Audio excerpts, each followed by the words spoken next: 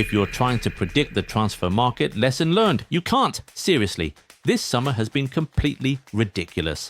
One day, the headlines have Vinícius Júnior potentially joining Arsenal. A few days later, Real Madrid announced a new contract until 2032. For months, Rodri looked like he was flirting with Real Madrid. Then Barcelona entered the room and suddenly he reportedly chose them instead. Diomande was chased by half of Europe, and now he's officially a Real Madrid player. Deals aren't developing anymore. They're changing direction overnight.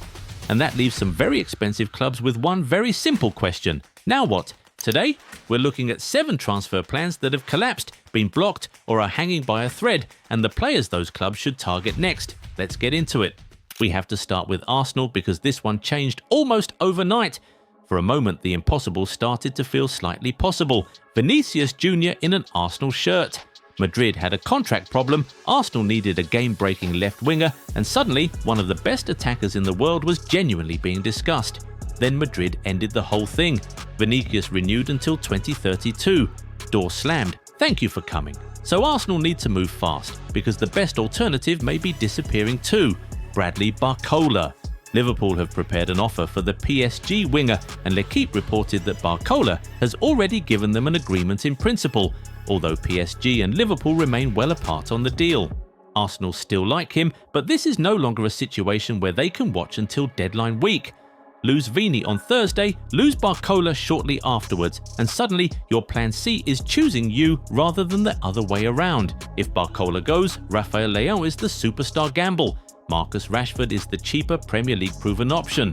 Cody Gakpo gives Arteta versatility and league experience, although Liverpool's willingness to sell him may depend on, guess who, Barcola arriving.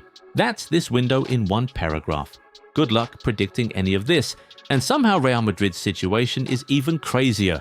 For months, Rodri looked like the obvious dream signing. Spanish, world-class, entering the final year of his City contract and exactly the controller Madrid's midfield lacked.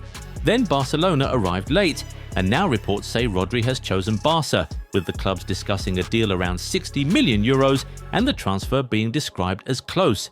It isn't official yet, but this has gone from a Madrid story to a potential Barcelona hijack incredibly quickly. So what does Madrid do? The most fascinating answer is Ayoub Boadi.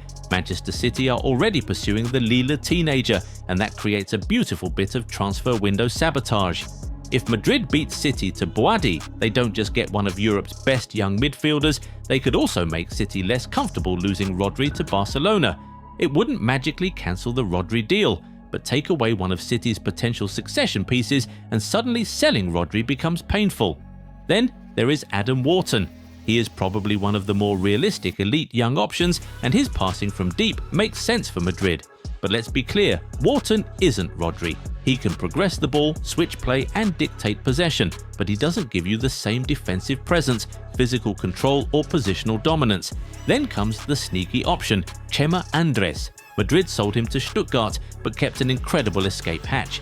They can reportedly buy him back for just 13.5 million euros in 2026, rising to 18 million euros in 2027. In a market where talented teenagers suddenly cost 80 million, Madrid can bring back a midfielder they already know for relative pocket change.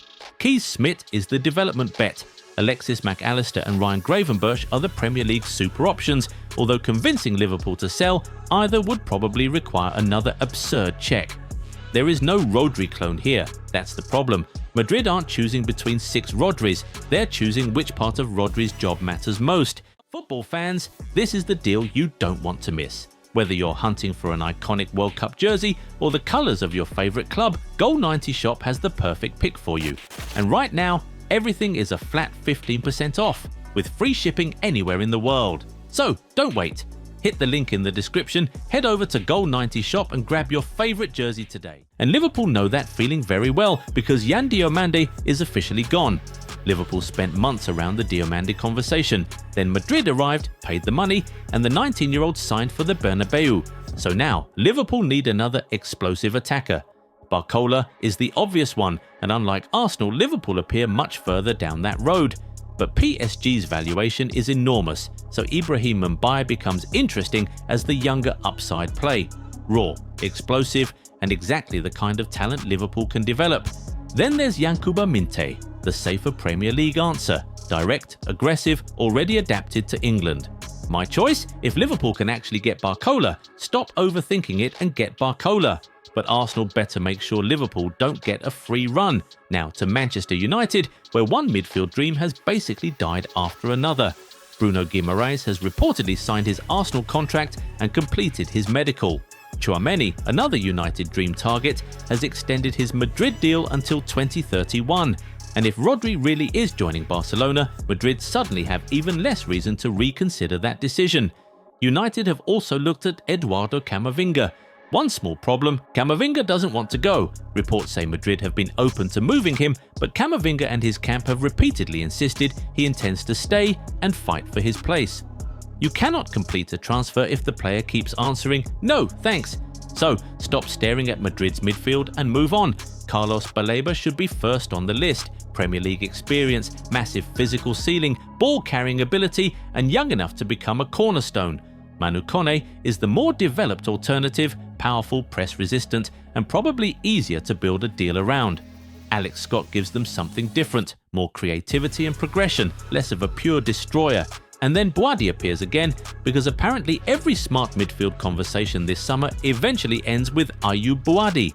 Sky reports Baleba and Kone are both being strongly considered, while Scott has also attracted elite interest.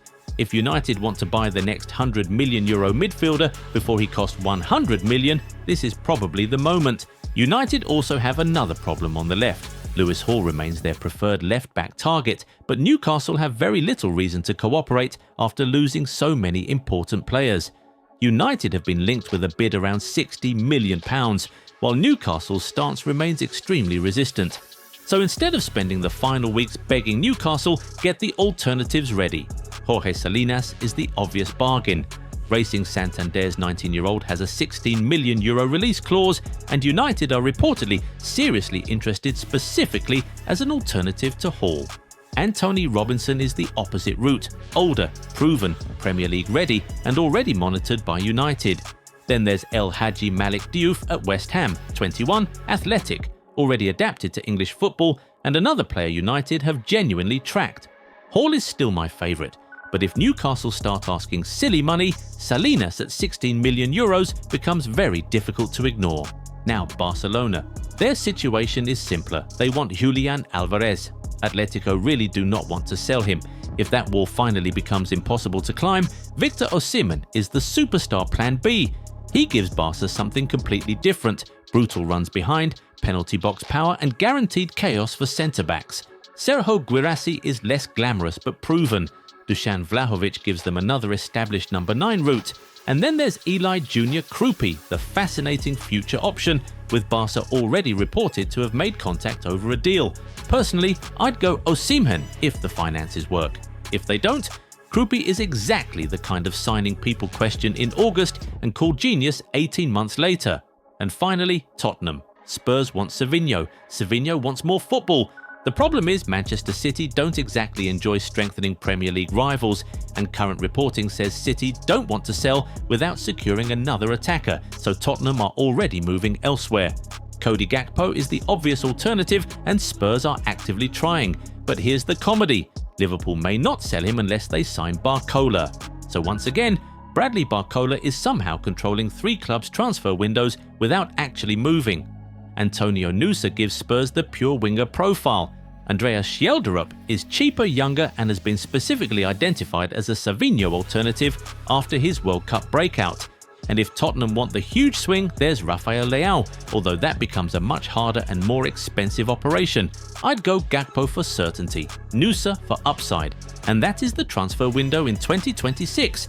Vinícius looked available, then renewed. Rodri looked destined for Madrid, then reportedly chose Barcelona. Diomande had half of Europe chasing him, then Madrid closed it. Barcola could now determine what Arsenal, Liverpool, and even Tottenham do next. So if you're trying to predict the transfer market, lesson learned, you can't. You can only react faster than everyone else, and that may decide who actually wins this window. So tell me, which club has the best plan B and which one is about to panic buy? Drop it in the comments, smash that like button, subscribe, and I'll catch you in the next one.